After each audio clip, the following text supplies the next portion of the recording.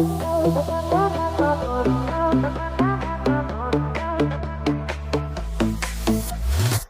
I'm Edward, your co-host here on Dance Play. And I'm Lily, the other half in this equation. Let's dive in. Today, we are undertaking a deep dive into China, but not just the China of today. We're really looking at the stunning, almost staggering scale of its transformation. When you stack up all the sources we have here, the story is just, well, it's almost unbelievable. You have a single generation moving from, a poverty-stricken nation, still really reeling from the Cultural Revolution, to becoming the world's second largest economy, and crucially, a peer competitor to the U.S. in pretty much every domain. It's often called the Chinese miracle, and yeah, for good reason, but it's really essential to pinpoint the origin. This wasn't just some organic thing. No, not really. It was a deliberate political choice. Yeah. It started specifically with Deng Xiaoping's 1978 economic reforms, those policies introducing market mechanisms while keeping tight political control.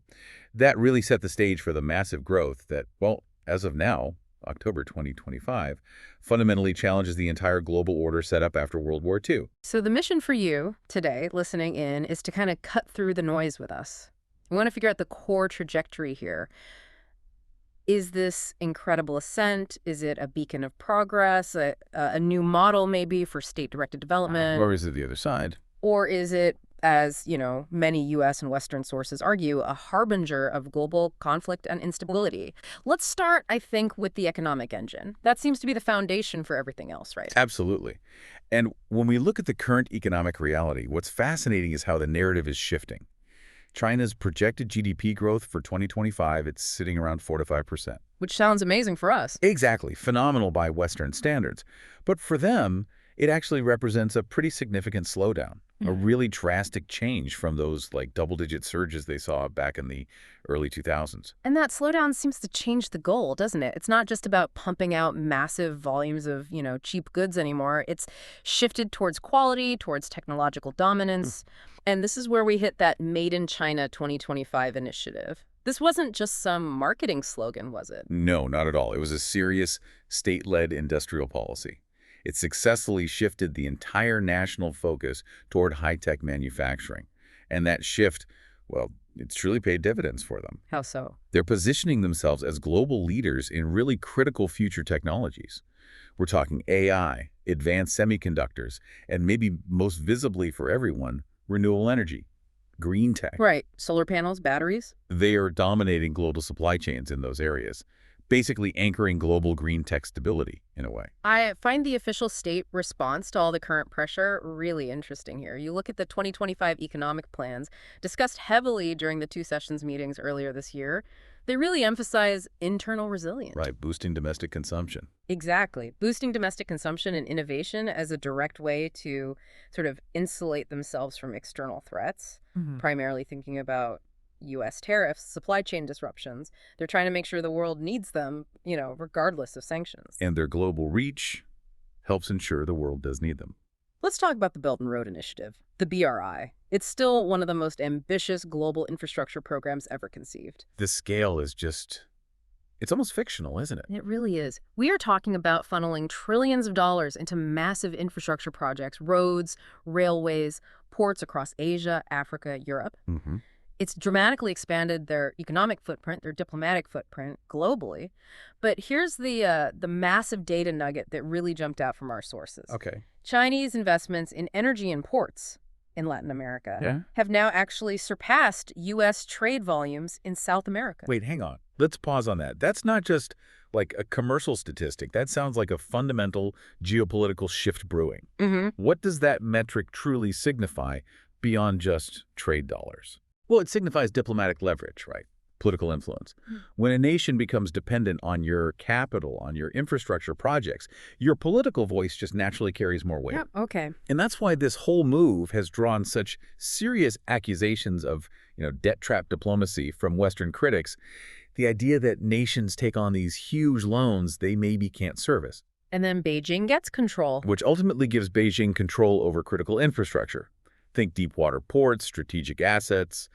It's arguably a strategic maneuver, often disguised as purely economic development. So the resources flow outward, building this massive global footprint. But okay, where does the Chinese Communist Party, the CCP, get the domestic permission, the stability to execute a strategy this huge and expensive? Good question. That money has to come from the home front, right?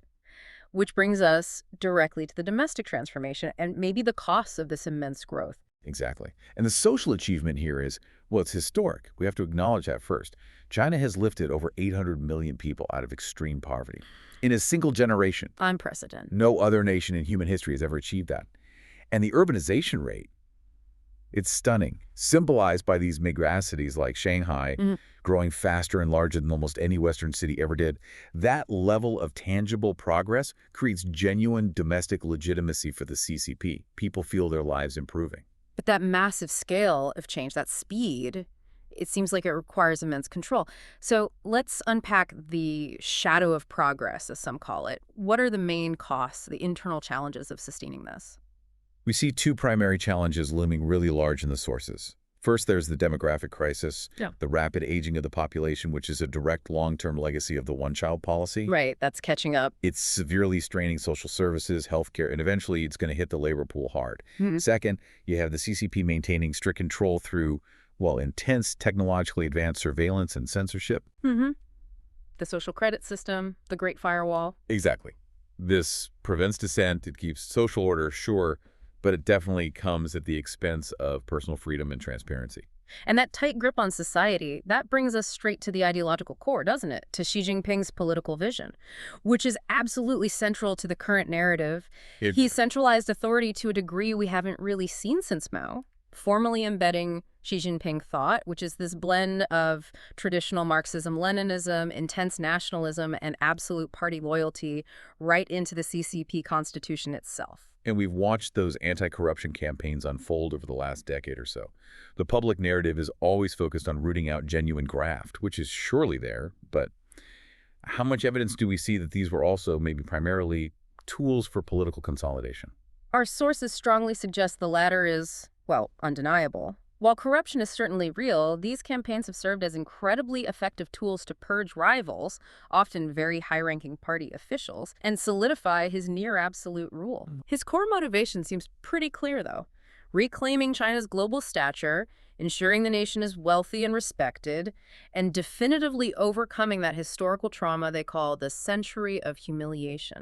And this feeds directly into that rising nationalism, which is the ultimate double-edged sword, isn't it? How so? Well, economic success fuels this patriotic sentiment. It becomes a positive feedback loop for the party.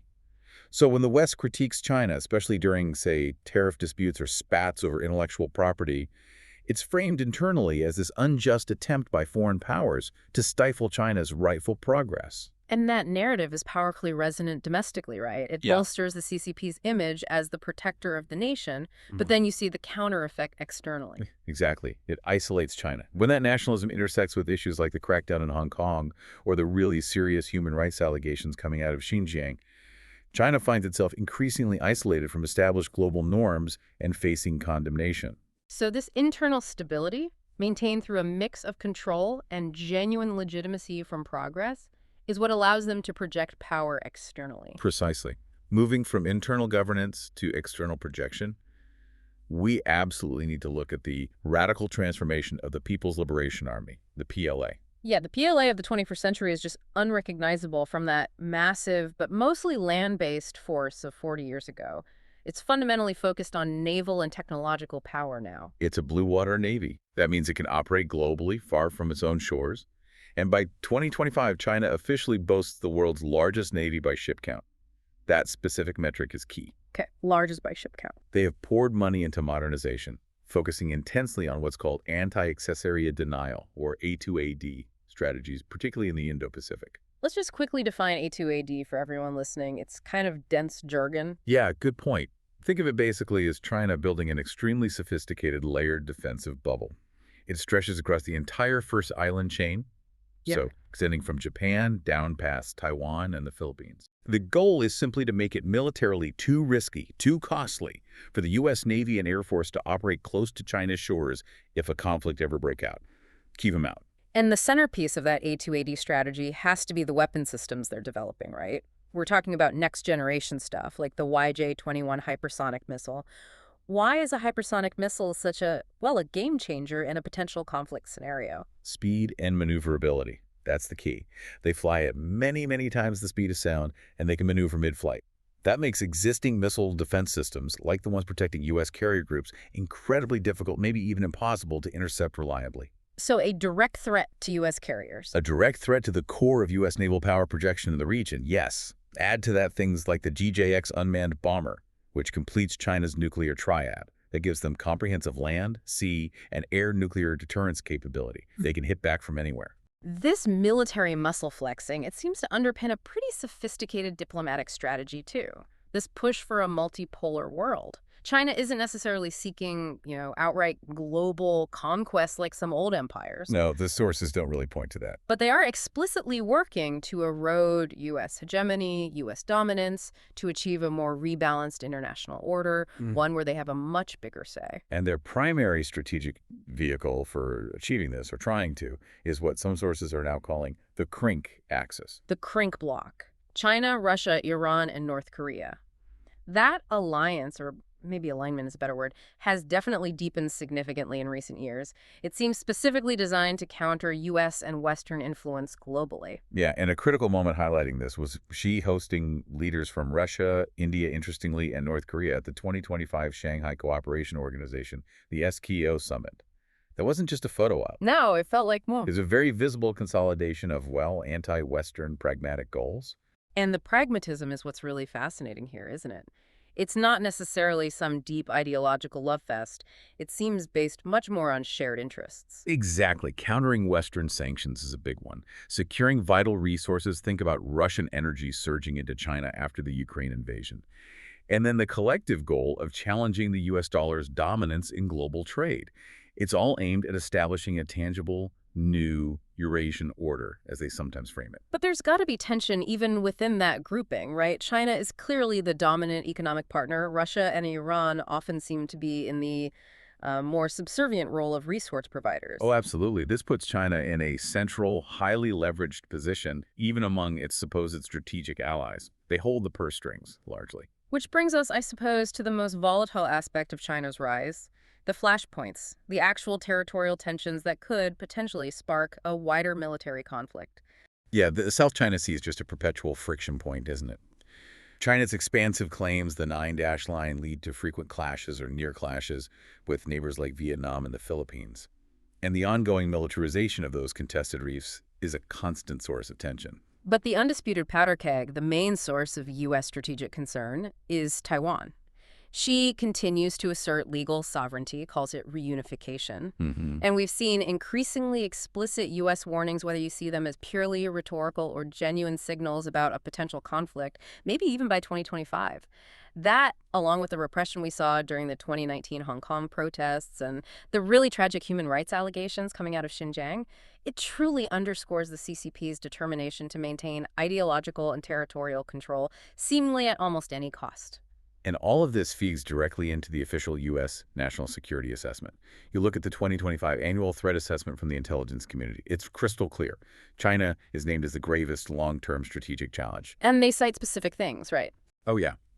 Economic espionage, the ongoing military buildup we just discussed, and the broader effort to undermine democratic institutions globally. What's important, I think, for you listening is to understand the tangible, immediate risks cited in these sources, the things that actually impact Americans right now, today. Because it's not abstract, is it?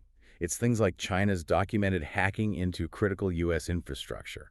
It's the devastating effect of fentanyl exports, largely originating from precursor chemicals in China, which are killing over 100,000 Americans annually. A staggering number. And there's also that specific fear, you hear more and more, that Chinese-made technology might contain a kill switch. Imagine, say, solar inverters, which are crucial for grid stability. The fear is they could be remotely shut down, potentially compromising critical infrastructure in a crisis. That fear of the integrated digital threat, the cyber threat, is really palpable in the U.S. analysis. Yet, at the same time, you have critics who argue the military threat aspect is sometimes exaggerated for, political or budgetary reasons. Yeah. And while U.S. public opinion remains highly unfavorable towards China, about 77% of Americans in 2025 view China negatively, though interestingly, that's actually down slightly from 81% a couple of years ago, many still correctly see China as the world's leading economic power. That complexity is hard for people to process. So the nuanced conclusion, if you try to pull all these threads together, the economic resilience, the military modernization, the alliances, the flashpoints, it suggests that Beijing's primary focus, at least for now, is probably on achieving that balanced multipolar world order, mainly by undermining U.S. hegemony, not necessarily through outright global conquest. So the threat is maybe more economic and cyber right now? The threat seems most potent and most real right now, today, in the economic and cyber domains. Military conflict seems likely only if they feel directly provoked, specifically over the extremely sensitive issue of Taiwan. Okay. So if we try to quickly summarize the two competing narratives that really define this deep dive, internally, you have this incredible, undeniable success story lifting 800 million people from poverty, achieving unmatched, rapid economic progress. A genuine transformation. But externally, you have the calculated challenge, achieving near military parity with the U.S., the expanding global influence of the Belt and Road Initiative, and the tightening of these strategic alliances like CRINC. Right. And as China seeks to fulfill its stated goal of a new Eurasian order, we are left with, well, the massive question that's likely going to define much of the 21st century. The CCP's domestic legitimacy, its right to rule in the eyes of its people, seems to depend on two things running in parallel: continued economic stability and rigid ideological control. Can they keep both going indefinitely? That's the core question. Can China truly sustain its rapidly growing global influence, potentially lead a multipolar world, while simultaneously increasing surveillance and control over its own massive population? That internal tension, that potential conflict between global projection and domestic rigidity, might ultimately be the greatest vulnerability they face down the road. And hey, if you enjoyed this deep dive, please do consider liking and subscribing wherever you get your podcasts so you don't miss our future explorations into fascinating topics. That helps us out a lot. You can also find the latest articles, full transcripts of our discussions, links to partner products we sometimes mention, and more over at www.dansplain.xyz. Yep, check it out. We'll catch you next time.